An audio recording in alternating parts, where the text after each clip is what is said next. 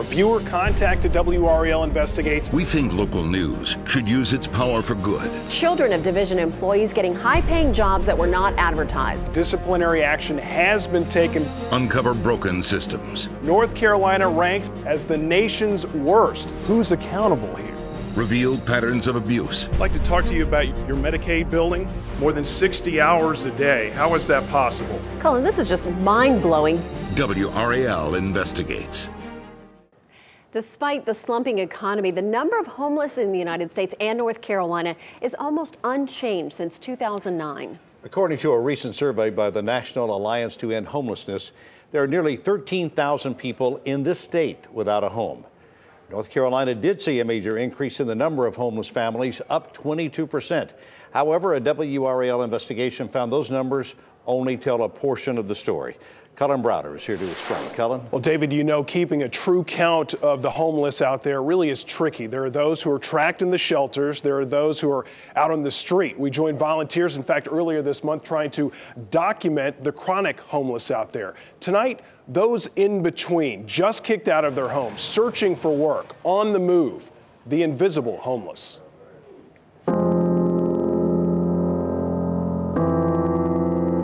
I know how it is to be with, and I know how it is to be without. For Lee Venable and her husband John, this is a time without. Evicted from their Raleigh apartment when they couldn't make rent, the Venables started living in their Mercury Mountaineer SUV. This is day 9. This is my home right now, and there's nowhere for us to be. Despite their circumstances, the Venables agreed to let us ride along with them and see their struggles firsthand. We have been looking for work.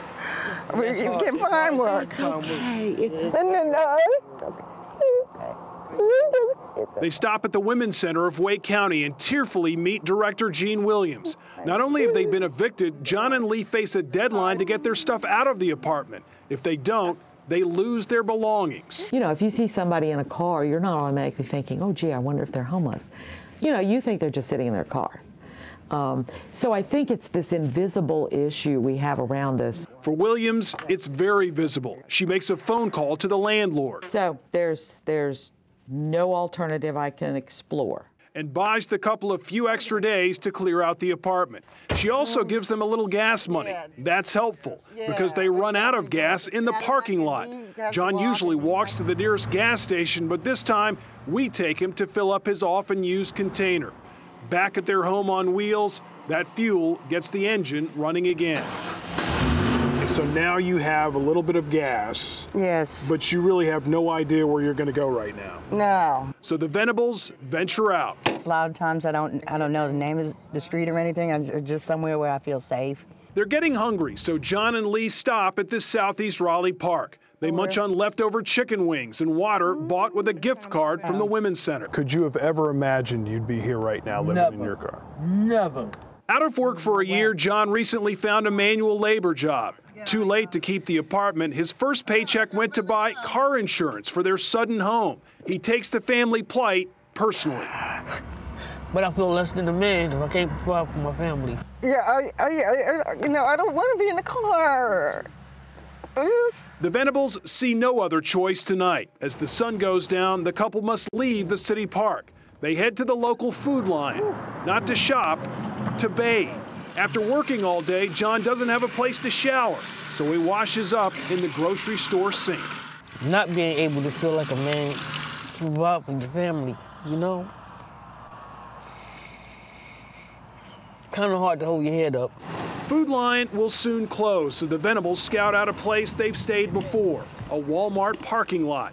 They get out the blankets and settle into their bucket seat beds. Then, as the night begins to quiet, Lee starts singing. I was thinking it's a beautiful day. I was thinking everything's okay, 'cause I know he watches over me, over me. How can you sing a song like that when you're having to live in your car? That song is how I make it. On this night, John and Lee are thankful for their car and for each other. If I'm gonna struggle with her. Life twists and turns. Life twists and turns. You know, some of the best of us, things happen, they lose jobs, they get laid off. You just never know. Within a blink of an eye, it could be you too. 'Cause I know he watches over me. Now, the Venables situation has not gone unnoticed. Led by the Women's Center, volunteers from the Raleigh Rescue Mission, the Healing Place, Passage Home helped to save Lee and John's belongings from the apartment that they lost. They moved into all that stuff into a donated storage unit, and now Triangle Family Services is helping them settle their past debts and find a new apartment. The Venables have made a choice, though, not to go into shelters for now because they want to stay together. In fact, last night, David, in the cold and the snow, they again slept in their SUV in a Raleigh parking lot. An amazing story, Cullen. Thank you. Well, I can tell you this is clearly the worst that we have seen so far here in Kill Devil Hills. As you can see, the wind is making it difficult for me to stand up here on the beach, and the sand is just pounding me here. The key issue here in Dare County and the Outer Banks right now, power outages, about 35,000 power outages throughout Dare County. All of Cape Hatteras still without power, and that won't be fixed until after this storm. When you're talking about Irene's winds, location is everything. This is Jeanette's Pier in Nags Head. This is the bathhouse wall that is protecting me, but if I take one step back, it's totally exposed and it's hard to stand up. Here's a sand-whipped example of that wind at the height of the storm mid-afternoon. South Virginia Dare Trail took on water, as it does with many storms.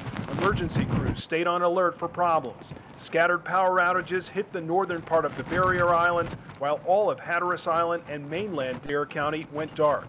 Escorted by Captain Bruce Erickson, we took a 45-minute boat ride across the Pamlico Sound. The long trip highlighted Hatteras Island's vulnerable state. This is the reason that Cape Hatteras is now cut off from the rest of the world. This is an awesome sight to see. Just absolute devastation, all because of Hurricane Irene. You see the road just buckled, chewed away, and then beyond me, an absolute breach. This is just north of Rodanthe, and then beyond me there, you see the sign for Merlot Beach. What once was Highway 12 is now an ocean. What once was the lifeline for this strip of land is now breached. Stranded residents came out to survey the historic damage. Oh, yeah. Where am I going to go at 70? Carol Midget has lived here all of his life. He can only recall damage from 1944 that compares, but he's not going anywhere. I didn't think it was this bad till I got up here, but it's really, and checked my own stuff, and it's bad. Lot of damage. Trip Foreman is confident what Irene tore away will be rebuilt. Exposed to Mother Nature's fury, yes, but he prefers it that way. I got a lot of confidence that they'll get it done. Yeah, I think that's why a lot of people live out here, you know, is to just be able to get away from it. So is it worth that risk, though? Definitely, yeah. I moved here 21 years ago. It feels like I've been here for about 8 weeks. 166 hours of work in one day. That's impossible, but that's what state records show if you look at the Medicaid billing tied to a licensed therapist in Wake County. Thank you for joining us. I'm Deborah Morgan. And I'm David Crabtree. WRAL Investigates spent weeks analyzing billing records of counseling agencies tied to just one psychologist. More than 10,000 entries just last year alone. And when connected, the pages of billing stretch 70 yards long. Cullen Browder is here with a case that's hard to believe and a new tool the state is using to crack down on Medicaid fraud. Cullen? Deborah and David, last year the state paid out about $10 billion in taxpayer-funded Medicaid claims covering everything from medical services to supplies for people who normally can't afford it. A viewer tip led us to counseling agencies and their questionable ties to just one therapist, and what we found simply doesn't add up.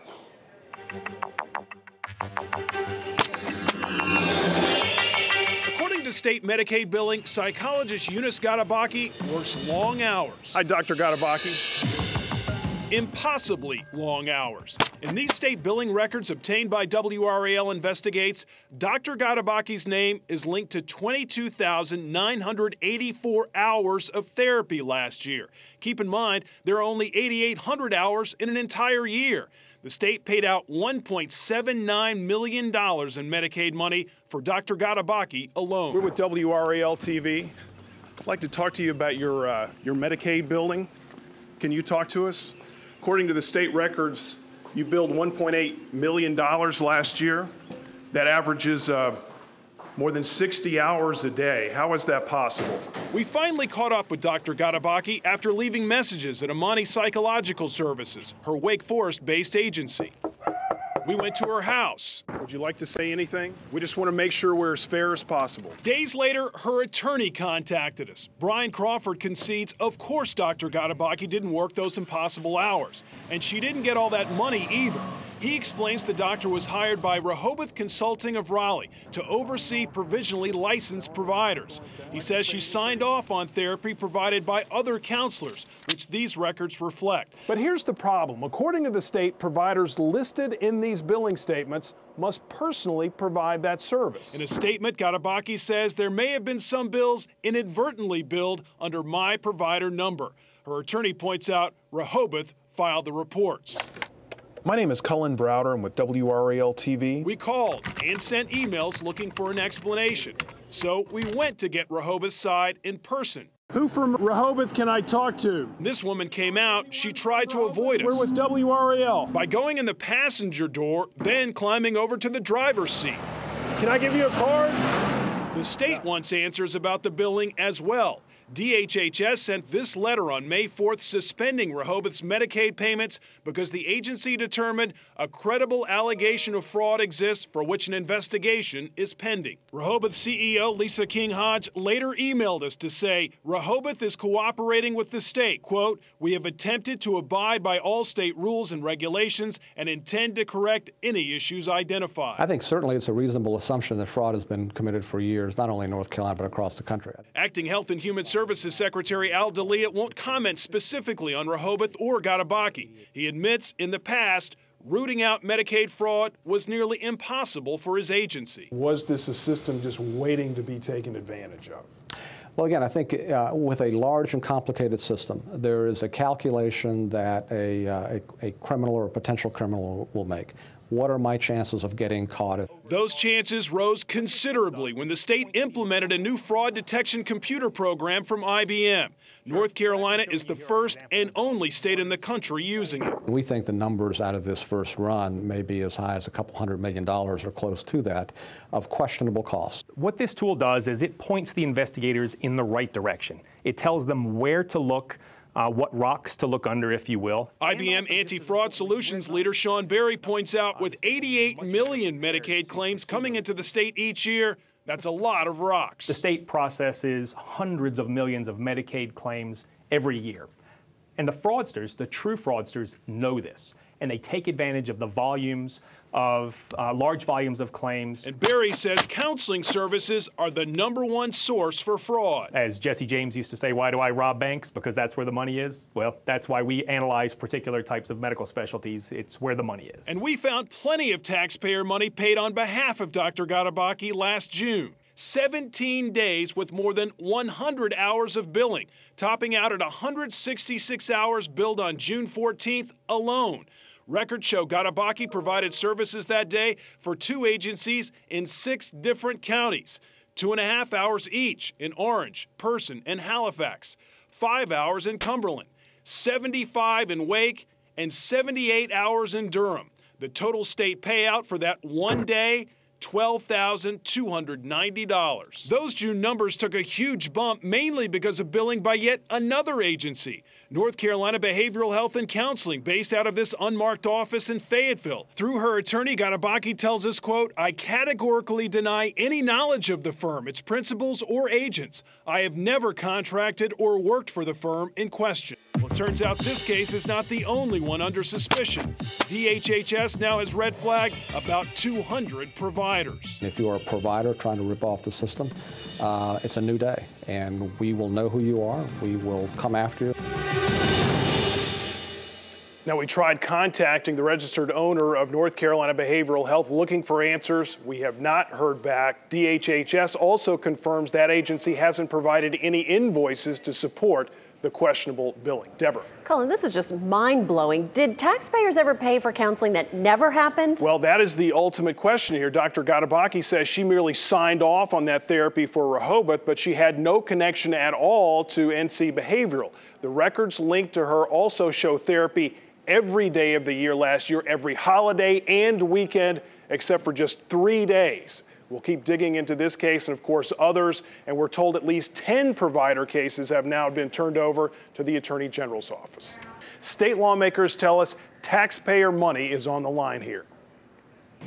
Hi, Dr. Gadabaki. The impossible Medicaid billing numbers linked to psychologist Eunice Gadabaki through counseling agencies don't sit well with state leaders. People should be outraged. Well, it does make you angry. WRAL Investigates obtained records that show nearly 23,000 billed hours linked to that one therapist last year, more than 60 hours averaged a day, $1.79 million paid by taxpayers. Well, it's outrageous. Those are dollars that aren't there to treat older, sick people or children. Governor Bev Perdue credits the IBM software that's helped the state flag 200 providers and close to $200 million. We're not going to put up with it. If you're a doctor or a nurse or somebody in the healthcare arena and you know what's going on and you overprescribe and get folks to do this or falsify billing, we're going to come after you. We're going to put you in jail. She would not seek re-election.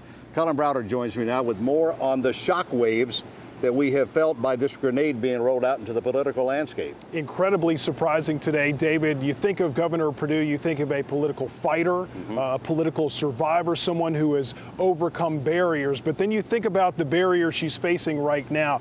The bad economy, fights with the legislature, terrible, terrible polling numbers, a campaign finance investigation that still has repercussions, and with all that, she's now giving up her fight for re-election.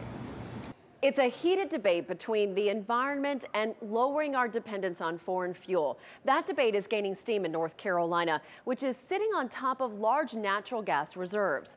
Those reserves are tapped using a process called fracking.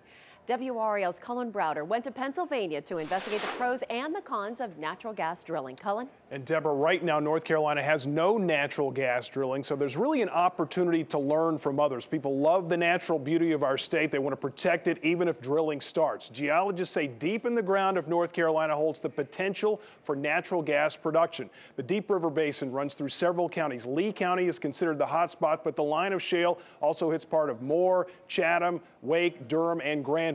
WRAL wanted to see the real impact of fracking, so we headed to northeast Pennsylvania, where the Marcellus Shale and drilling are widespread. And we found an economic boon for some, a fiery bust for others. Deep in the rolling hills of rural northeastern Pennsylvania lies an industry with promise, risk, this isn't normal, and reward. It's boomtown right now, right here in this small area. All along the Susquehanna River Basin, natural gas drilling is transforming tiny communities like Wysox. What they have brought to this area has been absolutely phenomenal. It's brought jobs, it's brought business unlike we've never seen before. Natural gas means big business for Greg Morrell. He added 40 new rooms to the Riverstone Inn this year. Local hotels, restaurants, and other businesses thrive. But progress comes at a price for some. A lot of annoyance, irritation. I definitely feel that the gas company deceives people. Like many landowners here, Sherry Vargason leased a portion of her farm to Chesapeake Energy. A gas pad and a 100-foot derrick stand in her backyard. Something at the well had changed. Vargason says tests for methane gas in her well water jumped from a negligible reading to levels where a match and tap water do this. How much we get? Back to that fire water in a moment. First, a quick lesson in shale gas extraction.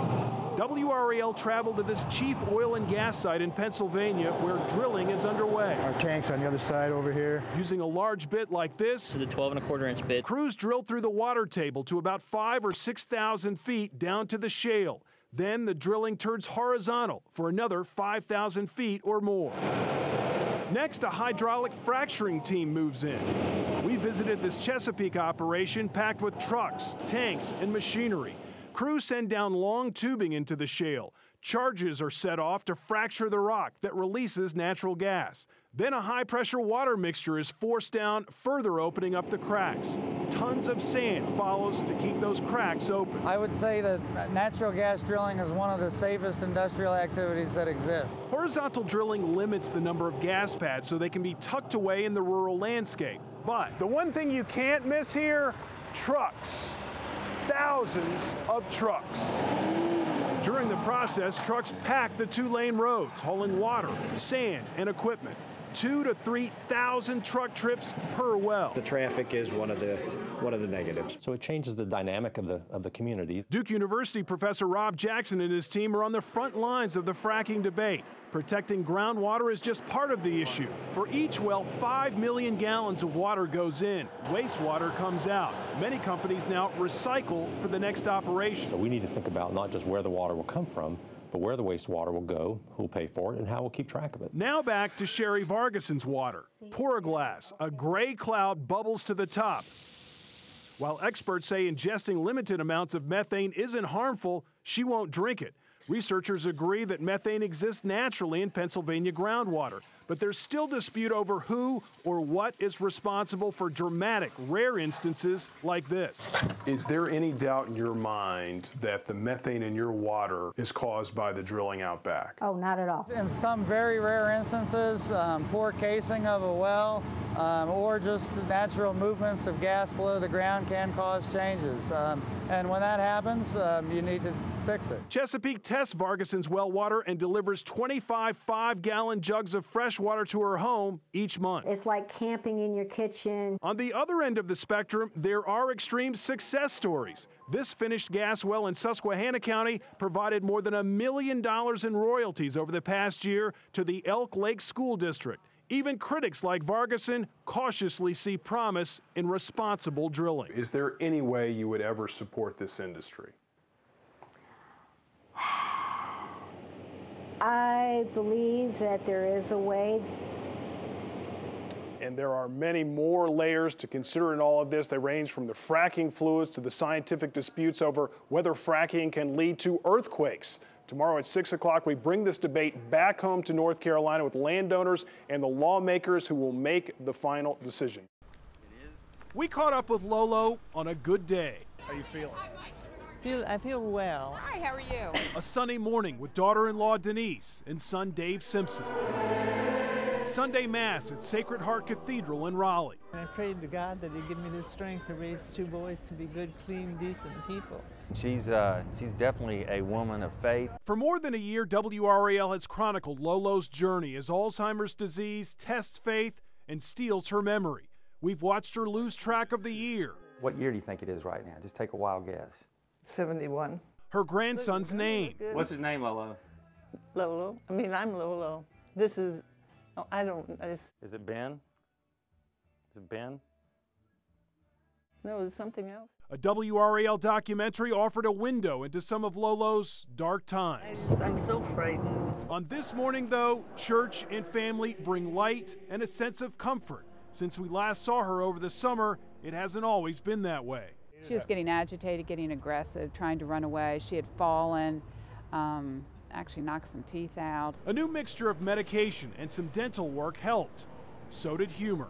She said, what in the world's going on here? I know I'm brushing my teeth. Is my hygiene not good? I said, your hygiene is fine. You knocked out 2 of your teeth and we're gonna get it fixed. In recent months, Lolo has grown more attached to the memory care center in Cary, where she lives. And when she goes in, you can tell she's just sort of relieved that it feels like home. That's a good development as far as I'm concerned for her to want to go back there, because it's really hard when she doesn't want to go back to leave her and then have to leave. That's tough. When Dave Simpson allowed WRAL viewers into his family's lives to see the daily struggles, it made Lolo something of a celebrity. A lot of people continue to stop when we're shopping, Christmas shopping, whatever, and say there's Lolo, and Lolo loves it. So I think it's a win-win. It makes her happy, and it also brings a lot of awareness to the cause, which is what we want to do. Shining light on Alzheimer's and a renewed appreciation of the good days like this. Cullen Browder, WRAL News, Raleigh.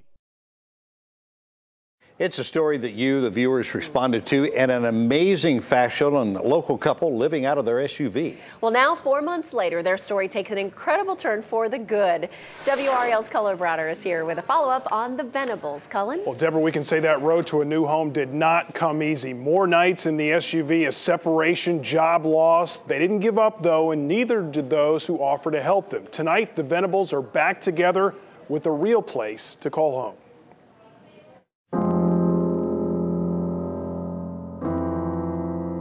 We have been looking for work. We can't find work. When we introduced you to John and Lee Venable back in February, they'd been living in their SUV for 9 days. This is my home right now, and there's nowhere for us to be. Evicted from their Raleigh apartment, they ate in parking lots, bathed in grocery store bathrooms, and slept in partially reclined bucket seats. After seeing our story, generous WRAL viewers responded with donations of money and a motel for the Venables. Volunteers helped save their belongings, almost lost in the eviction. What gets you through hard times? Triangle Family Services and the Wake Women's Center tried to get the couple back on their feet again. Then, another setback. Unfortunately, I had left my job, left my wife.